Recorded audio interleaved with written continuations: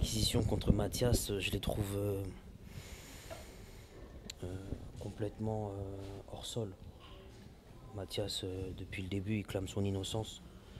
Depuis le départ, il explique qu'il a été manipulé, qu'il n'aurait jamais porté atteinte aux intérêts de Paul, qu'il est très fier de ce qu'il est devenu, il est très fier de sa carrière, et il s'est retrouvé embarqué dans cette histoire qui l'a dépassé complètement. Donc les réquisitions, elles sont complètement disproportionnées puisqu'elles ne correspondent pas à l'attitude réelle qu'aurait eu et qu'aurait aimé avoir Mathias. Donc on est forcément déçu, mais après il y a un délibéré qui sera rendu le jeudi 19 décembre, en espérant qu'on sera suivi par le tribunal et que le tribunal prendra en considération la manipulation dont il a été l'objet, les pressions dont il a été l'objet, la peur qu'il habitait, la peur qui a été une réalité sur les choix qui ont été ceux de Mathias ont été des choix qui ont été dictés par la pression, par la peur. C'était pas un consentement. On n'était pas sur une vision claire, nette et précise. On était sur des décisions qui étaient prises dans l'urgence et dans un contexte extrêmement violent. Voilà. Donc on espère vraiment que le tribunal retiendra l'absence d'éléments intentionnels. Il est ému, c'est normal. Vous avez entendu, il a demandé pardon à Paul. Il a dit qu'il regrettait ce qui s'est passé. Il a dit qu'il a été manipulé, qu'il est tombé de haut. On a affaire à un grand frère qui est protecteur, qui a fait 3 mois de prison, qui était d'une extrême violence. Il était à l'isolement, il s'est fait insulter, il s'est fait piétiner dans le sens où on a son honneur qui a été jeté en place publique. Il a été diffamé, c'est extrêmement dur.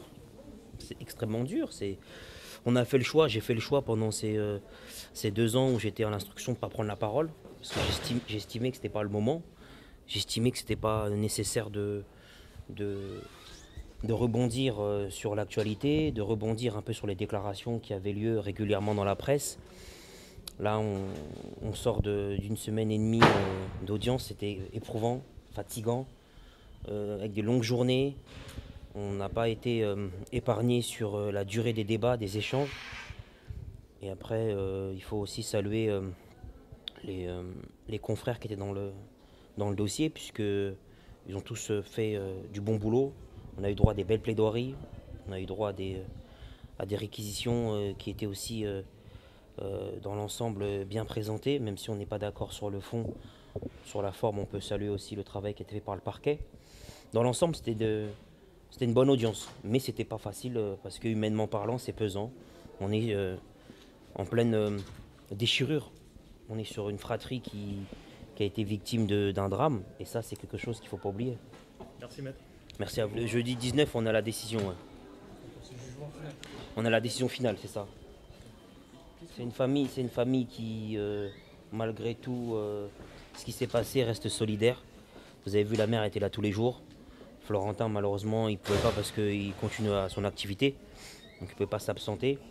Mais la famille, elle est soudée, la famille, elle est solidaire. Il y avait des cousins, il y avait des oncles et des tantes qui étaient présents. On a un clan qui est encore là. Et les Pogba, ils vont se remettre de ça.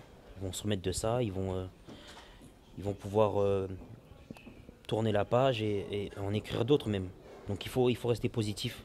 Moi, je suis pas défaitiste et je pense que cette épreuve fera jurisprudence dans leur vie et servira aussi, je pense, de vaccin par rapport à d'autres familles pour qu'elles puissent faire attention au choix, à l'entourage, à la manière de travailler, à la manière de fonctionner.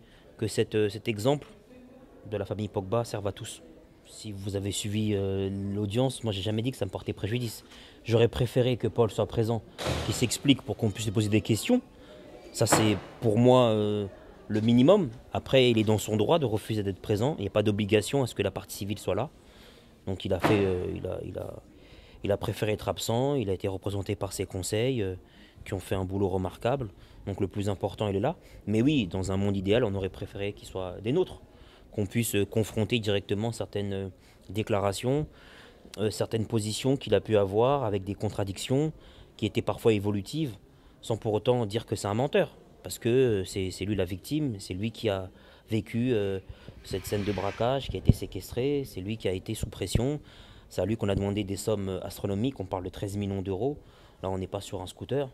Donc, c'est Paul la victime. Mais nous aurions aimé, nous, avocats de la défense, que nous puissions nous entretenir avec lui. On a fait un pas vers la vérité. Et moi, le bilan que je tire de tout ça, c'est que l'amour triomphe.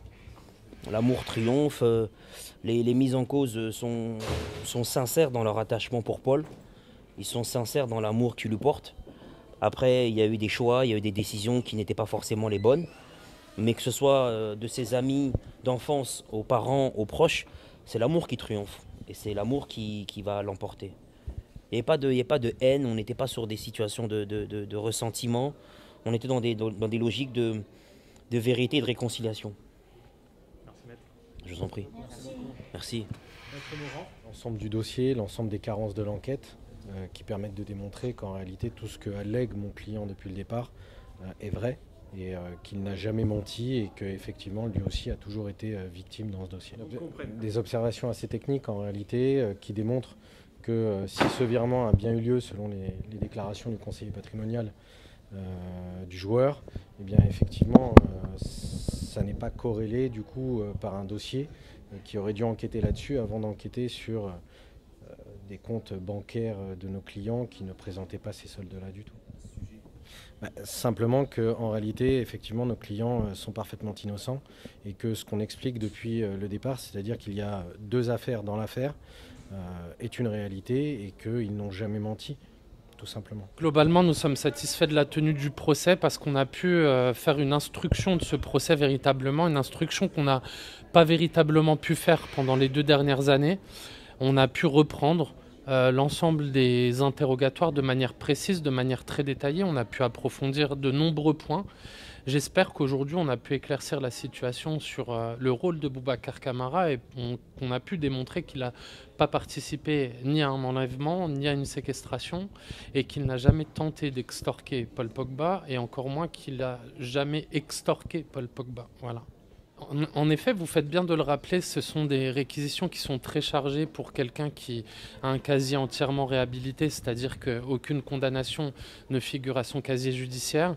On vous demande un emprisonnement ferme avec un mandat de dépôt différé, mais quand même un mandat de dépôt, c'est-à-dire qu'il sera incarcéré immédiatement pour une période de 3 ans, 3 années fermes de détention. Ça ne reflète pas du tout, vous avez pu le remarquer, tout ce qui est ressorti de ce procès, ça ne reflète pas du tout le tempérament de Boubacar Camara, ça ne reflète pas du tout son implication. Et j'ai espoir qu'on soit entendu par le tribunal, j'ai espoir qu'on ait pu convaincre le tribunal d'obtenir la relaxe en raison de son innocence dans l'ensemble de ses faits. L'absence de Paul Pogba pour Boubacar Camara a été absolument préjudiciable, vous l'avez compris, pour 2 raisons. La première, c'est que lors de la confrontation, il a demandé absolument à voir Boubacar Camara et à pouvoir le serrer dans ses bras parce qu'il estimait justement qu'il n'avait absolument rien à voir avec ça et qu'il en avait la certitude. Il a également tenté de le contacter, comme j'ai pu le développer pendant les débats et lors de ma plaidoirie au mois de juin par l'intermédiaire d'un ami, en indiquant à cet ami qu'il avait la certitude que Boubacar n'avait rien à voir avec l'ensemble de ces faits. Donc oui, bien évidemment, c'est préjudiciable pour nous parce qu'on aurait aimé qu'il puisse le confirmer devant le tribunal. Mais bon, vous avez compris que le silence de son avocate en dit long sur ce point-là et que justement, si elle n'est pas intervenue et que si elle ne m'a pas contredit sur ses intentions de Paul et ce qu'il pense de Boubacar, c'est que tout silence consent en réalité.